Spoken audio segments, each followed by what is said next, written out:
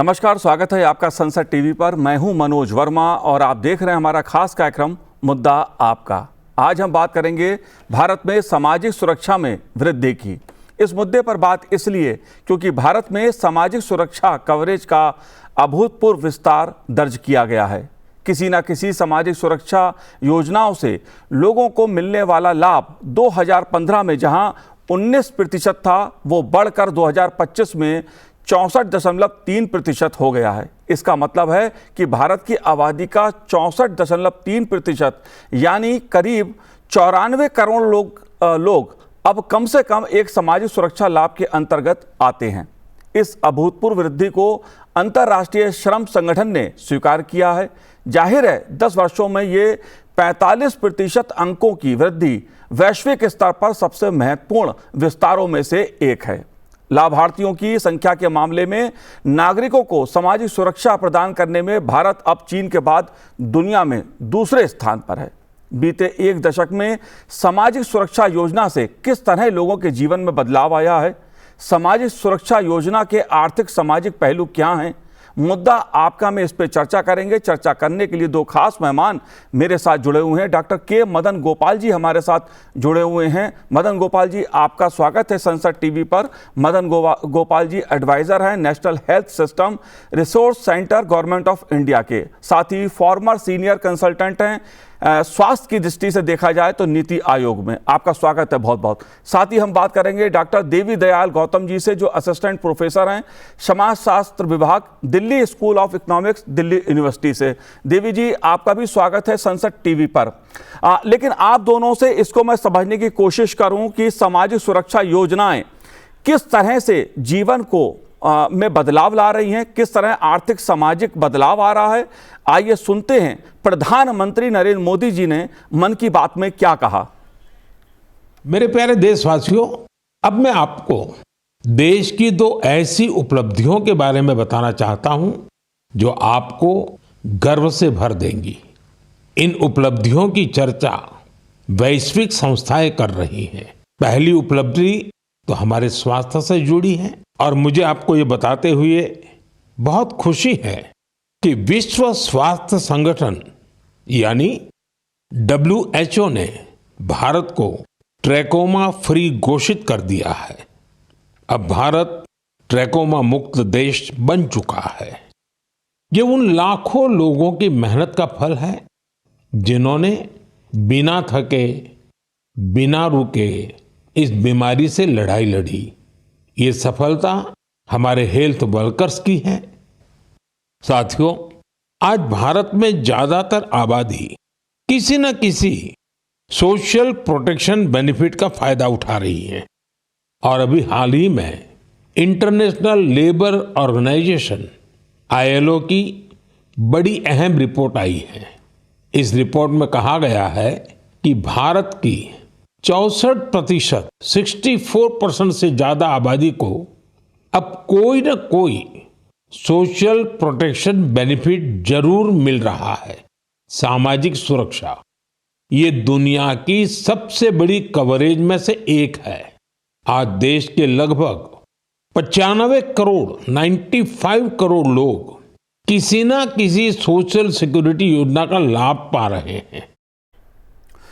जाहिर तौर पर अंतर्राष्ट्रीय श्रम संगठन सम्मेलनों और संयुक्त राष्ट्र के दस्तावेजों में परिभाषित सामाजिक सुरक्षा को एक बुनियादी मानवाधिकार के रूप में मान्यता दी गई है। इस लिहाज से भारत में सामाजिक सुरक्षा कवरेज के अभूतपूर्व विस्तार को मदन गोपाल जी आप कैसे देखते हैं? क्योंकि 94 करोड़ लोग कम से कम एक सामाजिक सुरक्षा लाभ के अंतर्गत आते हैं। ये क्या बदलाव का संकेत देता है? इसे कैसे आप बदलाव को देखते हैं? अब देखिए, बहुत महत्वपूर्ण पहलू है कि अभी देश की जो उन्नति देखी जाती है उसकी सामाजिक सुरक्षा की क्या गतिविधियां हैं। एक तो सामाजिक संरचना और दूसरे साथ साथ सामाजिक सुरक्षा। सामाजिक सुरक्षा में जैसे आपने बताया अभूतपूर्व हुआ है। मैं Indo German social security programme में लेबर मिनिस्ट्री के साथ भी काम करता था। उस समय जब हम बात करते थे तो खाली सोशल सिक्योरिटी पेंशन की बात करते थे। उस समय ये प्रतिशत 19% था। आज जब मैं आपसे बात कर रहा हूं तो ये करीब 65% करीब हो गया और 95 करोड़ लोग इससे जुड़े हैं। ये काफी बड़ा महत्वपूर्ण चीज है। इसमें प्रमुख रूप से बहुत सारी जो स्कीम्स हैं, जैसे स्टार्ट हुआ था हमारा जनधन योजना स्टार्ट हुई थी, उसके साथ साथ एक और स्कीम चालू हुई, पीएम आपकी एक जो प्रधानमंत्री सुरक्षा बीमा योजना स्टार्ट हुई थी, जो एक्सीडेंटल इंश्योरेंस होता था। जी। जो भी कोई मित्र हमारे थे, खाली उसका प्रीमियम भी आप देखें, अगर आप इंश्योरेंस कराने जाते हैं, 100 रुपए से कम 1 लाख का नहीं बनता बीमा। तो 2 लाख का बीमा 20 रुपए में मिल रहा है प्रधानमंत्री बीमा योजना में। उसमें भी आप देखेंगे करीब 25 करोड़ लोग तो उसी योजना से जुड़े हुए हैं। कोई भी आकस्मिक मृत्यु होती है तो उसमें एक सोशल सिक्योरिटी है और वो उसका लाभ मिलता है। और दूसरी ये एक योजना थी प्रधानमंत्री जीवन ज्योति बीमा। अगर कोई भी किसी भी कारण से किसी व्यक्ति की मृत्यु होती है तो 436 रुपए सालाना उससे लोगों को लाभ मिलता है। इसमें भी आप देखेंगे करीब करीब 24 करोड़ लोग इससे भी जुड़े हुए हैं। जी। उसके साथ साथ आपने एक और चीज जो बड़ी स्कीम देखी, जो हेल्थ वाली स्कीम है, प्रधानमंत्री तो आपके पीएमजेवाई, प्रधानमंत्री जन आरोग्य योजना जो हम बात करते हैं, जिसमें करीब करीब 12 करोड़ फैमिलीज जुड़े हुए हैं। अगर दूसरे स्कीम्स को भी देखा जाए राज्य सरकारों से, करीब 80 करोड़ लोग तो इसी स्कीम का फायदा लेते हैं। और ये मेन स्कीम का उद्देश्य होता है किस तरह से लोगों को बीमारियों से होने वाली आर्थिक क्षति जो होती है उससे कैसे दूर रखा जाए। हर साल आप देखते हैं कोई भी आदमी व्यक्ति बीमार पड़ता है, कोई भी हेल्थ इवेंट होता है, उसमें करीब करीब 10 करोड़ लोग एक श्रेणी से दूसरे श्रेणी में बदल जाते हैं। तो आप देखिए उसको कितना मदद किया है। इसमें आप देखेंगे कितने करोड़ रुपए की लोगों की बचत कराई है। अगर प्रधानमंत्री जन आरोग्य योजना देखेंगे, करीब करीब 60 करोड़ से ऊपर, फिगर्स तो मेरे को देखने पड़ेंगे, करीब करीब जो अनुमान है 60 करोड़ से ऊपर की बचत हुई है लोगों की बीमारी पे इलाज करने की। आप एक बार बचत होती है, that can be contributed for betterment, अपनी बेहतरी के लिए काम कर सकते हैं। ये 2-3 चीजें तो काफी हुई। उसके साथ साथ लखपति दीदी योजना, ताकि कैसे लोगों को हम लोग जो हजारों में कमाते हैं कैसे लाखों में बात कर सकते हैं। उसके साथ साथ कुछ पेंशन योजनाएं भी चलती हैं पहले जो चल रही थी। तो आप एक और जो देखेंगे सामाजिक संरचना, सामाजिक सुरक्षा की तरफ, जब जैसे ई श्रम पोर्टल बन गया है, जिसमें भी हम लोग अभी भी उसमें भी रजिस्ट्रेशन होते हैं लोगों की, कैसे रजिस्टर किया। क्योंकि एक जन धन योजना आप देखेंगे, उसमें भी करीब 55 करोड़ लोगों का जनधन अकाउंट्स हैं। ये सब सामाजिक सुरक्षा की तरफ है। और उसमें देखिए आप फाइनेंशियल इंक्लूजन, फाइनेंशियल ट्रांजैक्शन जो बात करते हैं, जैसे जनधन अकाउंट खुले, कैसे सुरक्षित तरीके से आपके पास ट्रांसफर होने लगे हैं। तो ये सब चीजें काफी हैं जो एक प्रकार से आर्थिक पहलू और सजग कर रहे, जो संकल्प है किस तरह से हम लोग आर्थिक रूप से सशक्त करना है, लोगों को गरीबी से ऊपर निकालना है, उसकी दिशा में काफी अच्छा प्रयास हुआ है, काफी अच्छी सफलता मिली है। जी बिल्कुल मदन गोपाल जी, अगर बात चाहे किसान सम्मान निधि योजना की बात की जाए या जनधन योजना की बात की जाए, इस तरह की सरकार ने कोई भी योजना पिछले 1 दशक में शुरू की है, उसके बहुत सकारात्मक परिणाम उभर के सामने आए हैं। और यही वजह है कि अंतर्राष्ट्रीय संस्थाएं भी अब मान रही हैं कि भारत में सामाजिक सुरक्षा का जो विस्तार हुआ है वो बहुत अभूतपूर्व है। मैं आपसे समझना चाहूँगा डॉक्टर देवी दयाल जी, क्योंकि मुद्दा जो है वो प्रधानमंत्री नरेंद्र मोदी 2014 में जब देश के प्रधानमंत्री बने थे, उसके बाद से ही लगातार इस तरह की जो सामाजिक सुरक्षा संबंधी योजनाएं हैं, जो कल्याणकारी योजनाएं हैं, उनका राष्ट्रीय स्तर पर कैसे क्रियान्वयन हो, कैसे शुरुआत हो, इस पे फोकस रहा है। मैं आपसे ये जानना चाहता हूं, पिछले 1 दशक में सामाजिक सुरक्षा योजनाओं से आम लोगों के जीवन में किस तरह का बदलाव आया है? क्या आप 1-2 उदाहरण मुझे देके बता सकते हैं कि लोगों के जीवन में यह परिवर्तन आया है?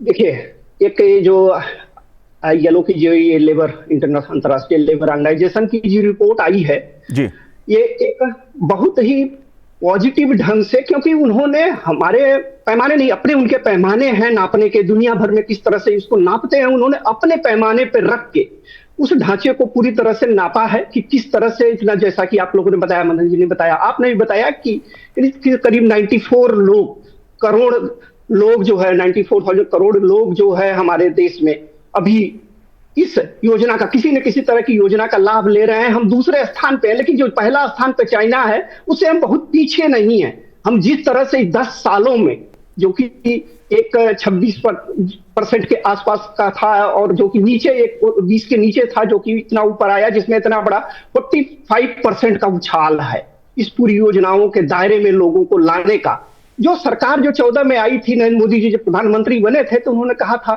कि ये सबकी सरकार है, सबका साथ और सबका विकास को रख के किया था। और एक किसी शासक के लिए बहुत बड़ी बात होती है कि जब वो अधिक से अधिक लोगों तक, जो नीडी लोग हैं, जो जरूरत है, जिनको किसी न किसी योजनाओं का लाभ का, चाहे वो हेल्थ का हो, चाहे राशन का हो। और मैं इसमें एक चीज और कहना चाहूंगा, केवल एक योजनाएं नहीं, आप ऐसी 3 से 4 ऐसी योजनाएं हैं जिनका, श्रम योगी योजना, चाहे पीडीएस की योजना, चाहे सुरक्षा बीमा की योजना, ऐसी योजना है जिसमें 60% से अधिक लोग इन 3 योजनाओं में आते हैं। एक योजना कोई 94 करोड़ इतना लोग नहीं ले रहा है, ऐसी 3 योजनाएं, एक योजनाओं को नहीं ले रही, तो सबसे बहुत बड़ी उपलब्धि है। और ये समाज के अन्य तबकों और सबको लेने के, गरीब हो, चाहे व्यापारी हो, चाहे छोटा सेल्फ रोजगार हो, उसको किस तरह से लाया गया, योजनाएं बनाई गई, और उस योजनाओं को किस तरह से क्रियान्वित, सबसे बड़ा काम होता है ना क्रियान्वित करना, क्योंकि योजनाएं ऐसा नहीं थी, आजादी के बाद ऐसी योजनाएं नहीं थी, लेकिन योजनाओं का क्रियान्वयन, जिसको कहते हैं ना मंशा। तो मंशा जो होती है ना, जो शासक की, जो सत्ता की मंशा होती है, वो किस तरह से जनता को की पीड़ा को, दुख को समझता है, उसको इस सरकार ने, खास करके नरेंद्र मोदी जी के नेतृत्व में इस सरकार ने उसको समझा। और किस तरह से आप देखेंगे कि जिन स्टेटों का, 8 स्टेटों को मेन मुख्य रूप से लिया गया है, ऐसा नहीं है कि वो, अगर राजनीतिक तौर पर देखो तो बीजेपी स्टेट है, जब मिक्स सा डाटा है, मिक्स से स्टेट है, सभी को देखा गया और किस तरह से केंद्रीय योजनाओं का लाभ लोगों का मिला। और छोटी योजनाओं, ये तो बड़ी योजना है, चाहे कम्युनिटी लेवल की योजना है, जो प्रधानमंत्री की, जो हमारी सामाजिक सुरक्षा की 13 जो मुख्य योजनाएं चलती हैं, उनमें देखो कि 3 ऐसी हैं जो वीवर्स की योजना है, जो सफाई कर्मचारी की है, या मैनुअल स्कैवेंजिंग की है। उनमें देखो किस तरह से पिछले 10 सालों में विभिन्न योजनाओं की तरह लोगों को हटाने का, मैनुअल स्कैवेंजिंग में जो रुके थे, लगे हुए थे, उनको छुड़वाने का भी काम किया, और उनको फिर से नए रोजगार में ट्रेनिंग के साथ एक मान सम्मान समाज में देने का जो काम किया है, इस समाज को, खास करके जो दलित समाज और इस तरह सा जो माइनॉरिटी के कुछ सेक्शन थे, इनको जो है ना किस तरह से दिया है, तो ये पूरी तरह से आज साकार करता है जो प्रधानमंत्री जी कह रहे थे। और इन 10 सालों में उसका फल हम अपने मुंह से नहीं कह रहे हैं, सरकार अपने मुंह से नहीं कह रही है, अंतर्राष्ट्रीय जो संस्थाएं हैं वो कह रही हैं। जी बिल्कुल, बिल्कुल, इसीलिए मैं समझना चाह रहा हूं इस बात को कि सरकार ने जो सामाजिक योजनाएं, जो कल्याणकारी योजनाएं शुरू की, उसका लाभ आम आदमी को कितना मिला, देश के नागरिकों को कितना मिला, क्या योजनाओं का क्रियान्वयन हुआ, अब ये अंतर्राष्ट्रीय संस्थाएं कह रही हैं। उसके पीछे की जो वजह है, जो कारण है, वो मैं आप दोनों से समझना चाह रहा हूं। मदन गोपाल जी, मैं आपसे जानना चाहता हूं खासतौर से आयुष्मान योजना के बारे में।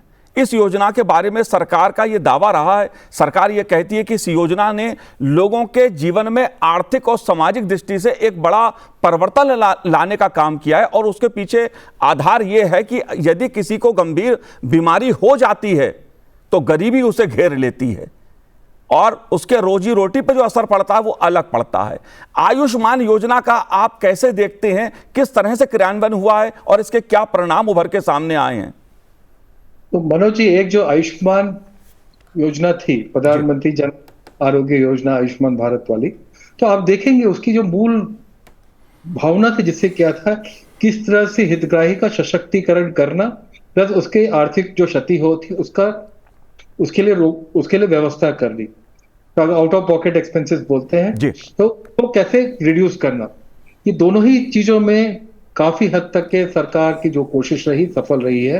क्योंकि मैं इसके पहले वाले प्रोग्राम में भी था, एक मुख्य कार्यकारी अधिकारी रहा था एक स्टेट में, तो उसमें मैं चलाया भी था प्रोग्राम। अब इसे इतना इंपॉर्टेंट है, आप किसी भी कहीं भी जाएंगे, ग्राम स्तर पे जाएंगे, लोगों से पूछेंगे आपकी क्या आवश्यकता है, बोलेंगे हमें कोई इलाज की जरूरत पड़ती है तो हमें जाए, इलाज हो जाए।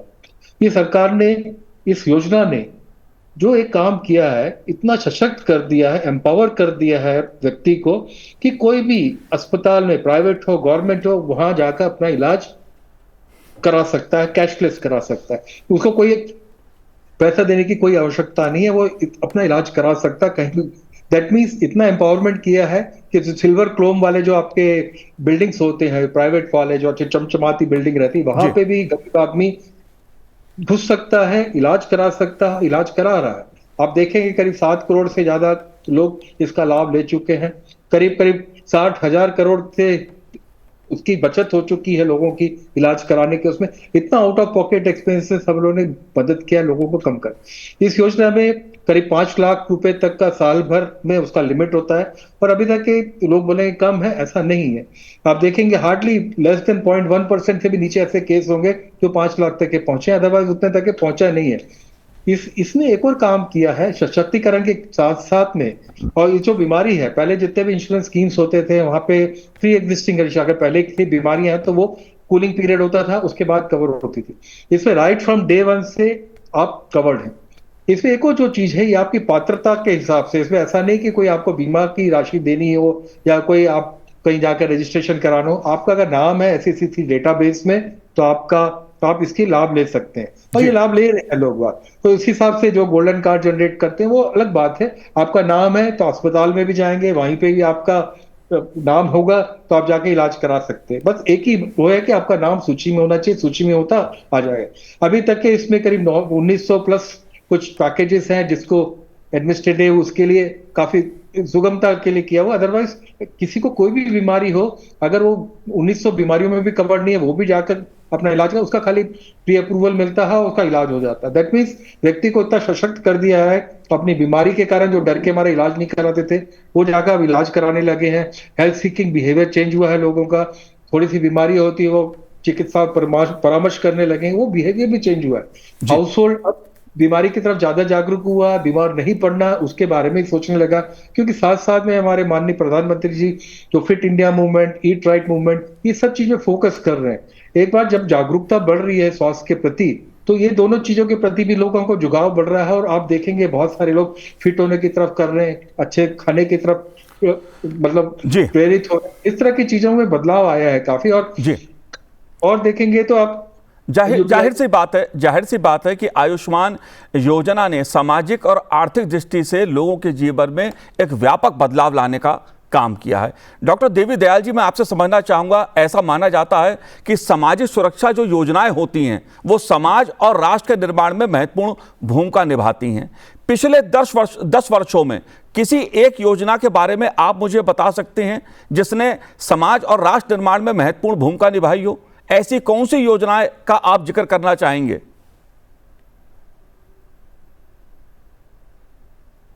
देखिए, जितनी योजनाएं जो चलाई जा रही थी, जो 13 योजनाएं मुख्य रूप से योजनाएं हैं, उसमें समाज के किसी न किसी तबके के लिए लाभकारी थी।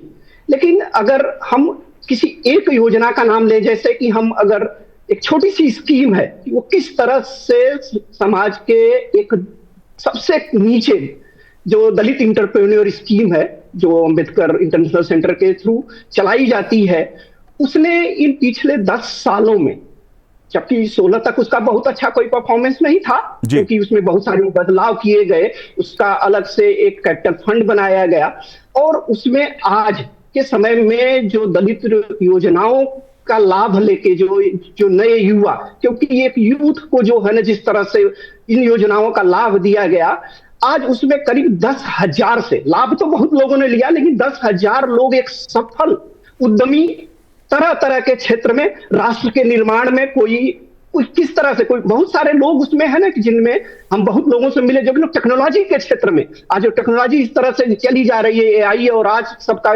योगदान हो गया है, वो लोग अपने को तो पहले सशक्त किया, अपने परिवार के, क्योंकि देखिए दलित समाज की अगर हम बात करें तो गरीब समाज की हम बात करें तो एक व्यक्ति नहीं आता, पूरा परिवार सशक्त होता है उसमें। जब एक आदमी को कुछ रोजगार, नौकरी या अपने को कुछ कर गुजरता है तो पूरा परिवार उठा, और उसने जो है ना समाज और देश के लिए अपना कंट्रीब्यूशन किस तरह से, चाहे इंफ्रास्ट्रक्चर में हो, चाहे वो डेवलपमेंटल सेक्टर में हो, चाहे वो प्रोडक्शन में हो। अब प्रोडक्शन में बहुत सारे लोग जो हैं मॉडर्न टेक्नोलॉजी के जरिए बहुत सारे लोग आए हैं, और वो लोग आज राष्ट्र निर्माण में पूरा योगदान दे रहे हैं।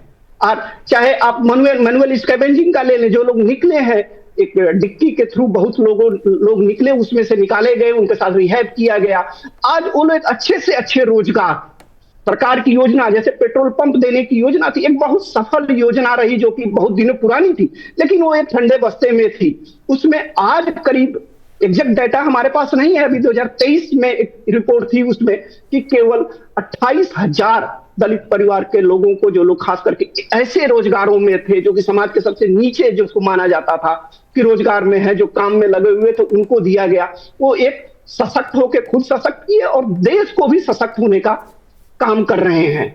और इसी रिपोर्ट में थी, और मैं ऐड करना चाहूंगा इसी रिपोर्ट में, कि ये सरकार की जो है ना, कि किस तरह से केवल लोगों को सुरक्षा, जो अनाज देना या हेल्थ कार्ड देना या इस तरह का नहीं, लोगों को सशक्त भी बनाने का। देखोगे आपकी आजादी के बाद पहली बार जो गरीबी रेखा के नीचे का डेटा है वो 15% से नीचे आया। वो एक बहुत बड़ी उपलब्धि है इस चीज पे, क्योंकि दोनों दिशा में, इस देश को दोनों दिशा में, खास करके भारत को दोनों दिशा में काम करने की जरूरत है। कि एक तरह तो लोगों को जो अभी जिनको सहायता देनी उनको सहायता दें, और जल्दी से जल्दी उनको सशक्त भी बनाते चलें। तो ये जो गरीबी रेखा के नीचे के जो डेटा कम हो रहा है, जो इससे बाहर निकल रहे हैं, वो इसका परिणाम है। जो एक डबल इंजन की सरकार की बात करते हैं ना, ये डबल योजनाएं, डबल सोच का वो है। जी जी बिल्कुल, बिल्कुल।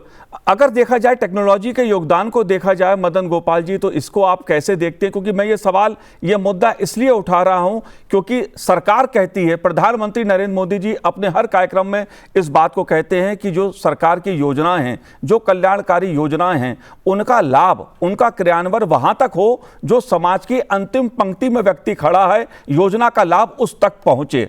मैं आपसे जानना चाहता हूं कि टेक्नोलॉजी ने इसको किस तरह से उपयोगी बनाया, आम लोगों तक टेक्नोलॉजी ने लाभ को कैसे पहुंचाया, मैं आपसे यह जानना चाहता हूं। क्योंकि एक दौर था अब से 30-40 साल पहले, जब दिल्ली से पैसा जाता था लोगों तक पहुंचता नहीं था, लेकिन अब सीधे खाते में पैसा जा रहा है। तो टेक्नोलॉजी के उपयोग को आप कैसे देखते हैं? नहीं, आप देखिए, पहले आपने बिल्कुल सही बात बोली कि जो फाइनेंशियल इंक्लूजन जो बोलते हैं कि हम व्यक्ति को लाभ देना चाहते हैं, तो किस तरह से लाभ दें? पहले कैश से देते थे, उसके बाद कोशिश किया कि चेक से दें, चेक से देने के बाद फिर बैंक में जाने लगा, उसके बाद भी प्रॉब्लम होने लगी। तो जब ये जनधन अकाउंट खुले तो एक बहुत बड़ा काम हुआ कि सबके खाते खुले। तो सरकार की मंशा उसी समय से स्पष्ट हो गई थी, सबके खाते खुलेंगे और खातों में डायरेक्ट बेनिफिट ट्रांसफर जो है वो होगा। आप देखेंगे, आप वो जब जनधन खाताओं को आपने लिंक कर दिया आधार से, दैट मीन्स गुंजाइश कम हो जाती है, लीकेज की जो आप बात कर रहे थे उसकी गुंजाइश बिल्कुल कम हो जाती है। तो आप देखिए कितना बड़ा कदम था, जनधन खाते खुले, 142 करोड़ के आभा आईडी हमने इशू किए हुए आज की डेट में। तो 100 जब सब आभा आईडी के आपने इसके साथ इशू कर दिए, तो जैसे आप फाइनेंशियल इंक्लूजन होते हैं, जैसे किसान को कोई निधि ट्रांसफर करनी रहती है, आपने देखो एक बटन करते हैं, इमीडिएटली फाइनेंशियल ट्रांजैक्शन हो जाता है। जो देश में जो सबसे बड़ा जो आपका मूवमेंट हुआ है, जो आपका फिनटेक मूवमेंट हुआ है, रिवॉल्यूशन हो गया। कभी कोई सोच नहीं सकता था कि टेक्नोलॉजी से छोटे छोटे पैसे 10 रुपए, 20 रुपए, 5 रुपए वो ट्रांसफर हो सकते हैं, बैंक से दूसरे के खाते में ट्रांसफर हो। पहले 5 रुपए अगर मेरे को बैंक में ट्रांसफर करना हो तो बैंक में देखते थे ऊपर से नीचे तक कि कौन आ गया 5 रुपए खाते में जमा करा रहा है। अब वो 5 रुपए, 10 रुपए, 20 रुपए या 100 रुपए, जितने भी पैसे आपको 20,000, 30,000 तक के आप इमीडिएटली 10 सेकंड में एक खाते से दूसरे खाते में चले जाते हैं। वो बहुत बड़ी चीज होती है। दूसरा, खरीदार के जो भी आपके फाइनेंशियल बेनिफिट कैश ट्रांसफर वाले जितने भी स्कीम्स हैं, वो डायरेक्ट खाते में आप जमा होने लगे। इससे बड़ा और क्या उपयोग होगा टेक्नोलॉजी का? एक बटन होता है और इमीडिएटली जिसका खाता है आधार से लिंक्ड है, उसके बाद जाता है, अगर आधार से लिंक्ड है तो आपके पास SMS भी आता है कि आपके खाते में पैसा जमा हो गए। अब देखिए 4G टेक्नोलॉजी सब जगह पहुंच गई है, हर जगह इंटरनेट और उसकी सुविधा हो गई, एक तरह से वो हो गया, खाते खुल के हैं, फाइनेंशियल ट्रांजैक्शन। और आप देखिए टेक्नोलॉजी का कैसे इंटरमिंगल होता जा रहा है। 5G की टेक्नोलॉजी भी हम लोग पहुंच गए, अब आगे की भी बात कर रहे हैं, 6G की बात करने लगे। अब देखिए कैसे एनेबल करता है टेक्नोलॉजी लीकेजेस को रोकने के लिए। आप देखिए एक और जो टेक्नोलॉजी का एक और उदाहरण है आपका one nation one ration card. उसमें टेक्नोलॉजी से आप देखिए, आप अगर कोई दूरस्थ पूर्वांचल से आ रहे हैं, दिल्ली में रह रहे हैं, आप वहां का राशन वो भी बांट सकते हैं। अगर परिवार में 5 लोग हैं, 2 वहां से ले लिए, 3 यहाँ से ले लिया, उतनी व्यवस्था हो गई। आप सोचे कितना से फाइनेंशियल इंक्लूजन को हमने कितना बढ़ावा दिया टेक्नोलॉजी को। बिल्कुल मदन गोपाल जी, बिल्कुल मदन गोपाल जी, टेक्नोलॉजी ने दरअसल जो योजनाएं हैं, जो कल्याणकारी सामाजिक सुरक्षा योजना है सरकार की, उसे आम जनता तक पहुंचाने का काम किया है, आम जनता के लाभ को उस तक पहुंचाने का काम किया है। लेकिन आखिरी सवाल मेरा देवी दयाल जी आपसे है, और वो है महिलाओं से, क्योंकि महिला सशक्तिकरण पर खासा जोर दिया जाता है। अगर महिलाओं की बात मैं करूं तो किस तरह का सामाजिक सुरक्षा के लिहाज से महिलाओं के जीवन में बदलाव आता हुआ आपको देखा? क्या कुछ बदलाव आया?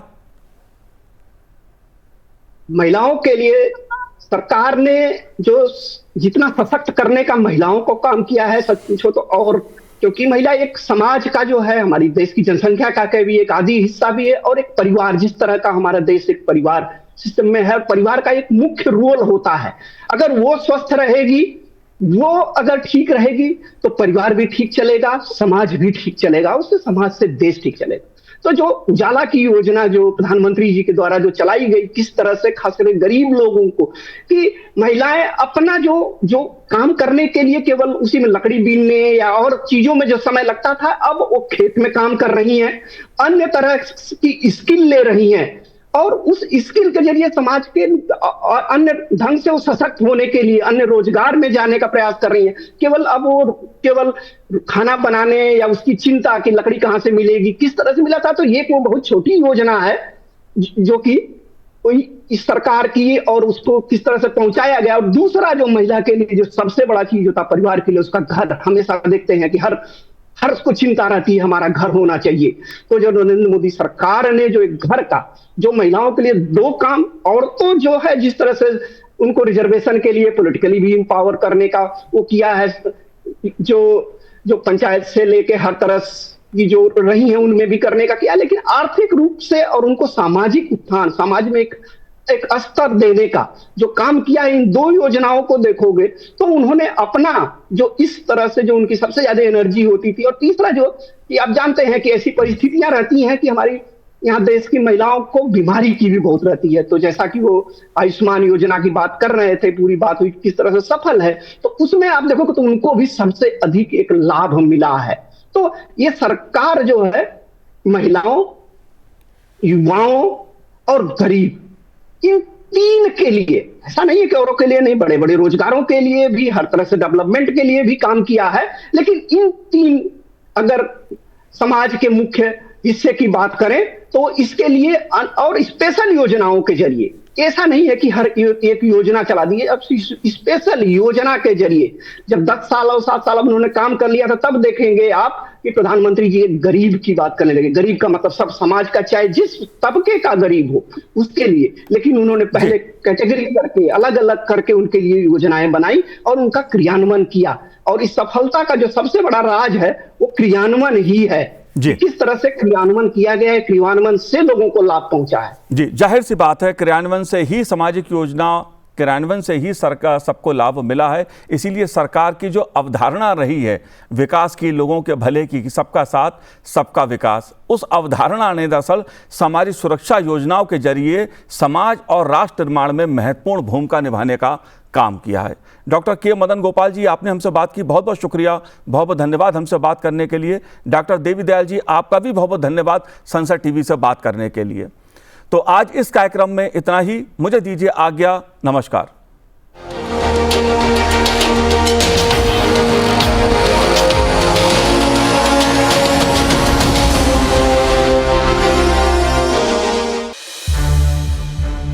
संसद टीवी के और भी प्रोग्राम्स देखने के लिए सब्सक्राइब करें हमारा YouTube चैनल और हाँ, इन्हें लाइक और शेयर करना ना भूलें।